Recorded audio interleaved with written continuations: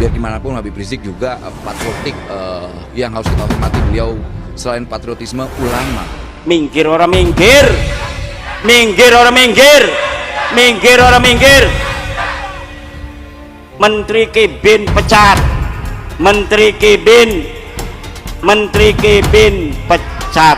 Terbukti doa Kiai Imad terkabul, Menteri Immanuel atau Menteri Kibin dipecat. Orang-orang yang dekat dengan Pak Rizik akan runtuh sendirinya. Saya curiga Kiai Imad termasuk orang yang diridhoi Allah.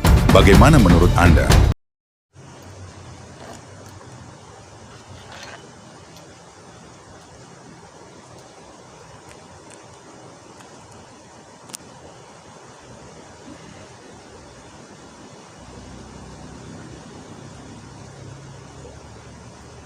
Assalamualaikum warahmatullahi wabarakatuh.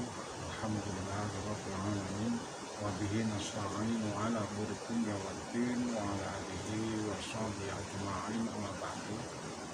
Qala rabbi shrah li sadri wa yassir li amri wa hlul 'uqdatam min lisani yafqahu qawli. Marilah sahabat channel kita bersyukur pada Allah masih diberi kesehatan jasmani maupun rohani. Dan pada kesempatan hari ini kita mengabarkan terkait Noel. Dan Noel ini kayak semacam memang menjadi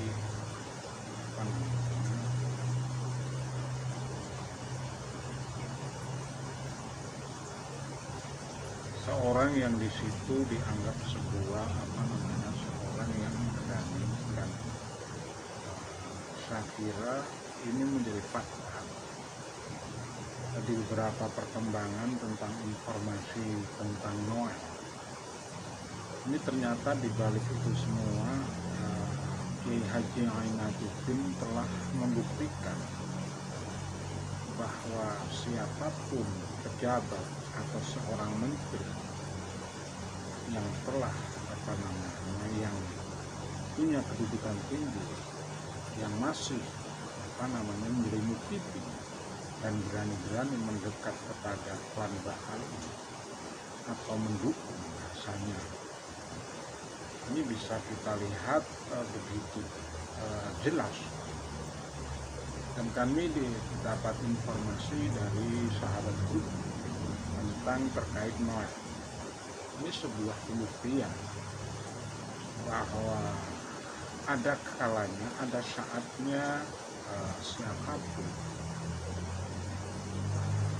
yang berani membela atau membackingi dengan klan Bahal seperti Rizik, karena berketahui bahwa Rizik begitu beraninya melawan negara, begitu beraninya mengatakan Gus Dur itu buta mata buta hati. Ini kan terlalu berani, terlalu berlebihan. Dan saya kira apa yang disampaikan oleh Kiai Haji Ainuddin itu sudah beralasan dan tepat, karena siapapun yang berani membela, membacking di belakang Rizik, maka akan mendapatkan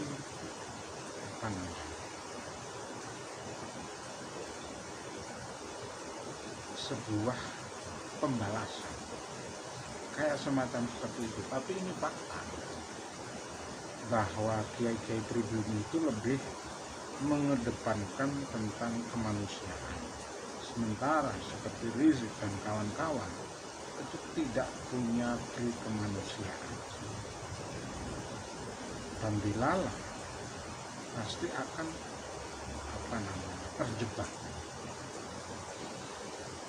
karena kita tidak tahu glorifikasi mereka itu tentang kezalimannya itu kan sudah keterlaluan. Jadi seperti itu. Ini mungkin contoh kecil seperti Noel ini kan berbahaya. Ketika menjadi seorang menteri kok berani membacking orang yang melawan negara, ini kan sebuah pengkhianatan. dan yakin ini malah mendanai. Apalagi di demo yang terakhir, apa yang disampaikan oleh Pak Presiden Prabowo tegas di demo saat ini, bahwa ada yang dikatakan begitu bahayanya Wahabi dan terorisme. Ini mendekati tentang itu. Jadi siapapun yang membekini terorisme, yang membekini klan Baha'i, maka akan mendapatkan apa namanya, kayak semacam kualat, tapi sebetulnya tidak, karena itu kelakuannya. Orang jelek, orang seperti Rizik kok dibela, ya itu sama aja. Yang membela pun berarti sama gitu, hukumnya sama, maka ditabrak. Dan inilah kejadian seperti ini harus menjadi waspada, harus bertaubat. Orang-orang yang membekini di belakang makam palsu, di belakang sejarah palsu, di belakang klan Baal, maka akan mendapatkan imbalannya, balasannya. Jelas seperti Noel dicopot dari partainya, Noel dikeluarkan dari karena sudah jelek, dikeluarkan dari kementeriannya. Ini sudah parah, apalagi harus menerima apa namanya, karena kelakuannya, korupsinya. Tapi ternyata ya di belakang itu Noel dengan berani membela klan Baal